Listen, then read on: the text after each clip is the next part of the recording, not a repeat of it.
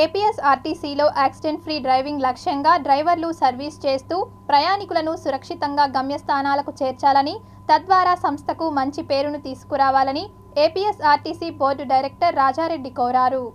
National drivers day సందర్భంగా తిరుపతి అలిపిరి డిపోలో వేడుకలను ఘనంగా నిర్వహించారు. సంస్థ పురోభివృద్ధిలో కీలక భూమిక పోషిస్తున్న డ్రైవర్లను అభినందిస్తూ ఏర్పాటు చేసిన కార్యక్రమానికి ముఖ్య అతిథులుగా APSRTC director Raja Reddy, Tirupati regional manager Changal Reddy, deputy CTM Bhaskar Reddy హాజరయ్యారు.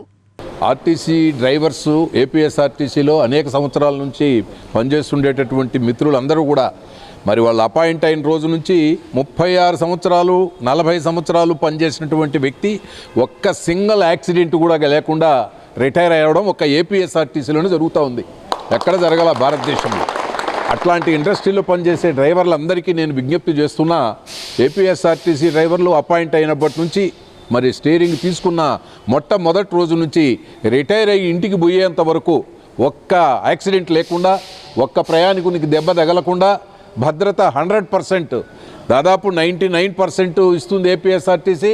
ఇది 100% రావాలి అన్నటువంటి దాన్ని మనం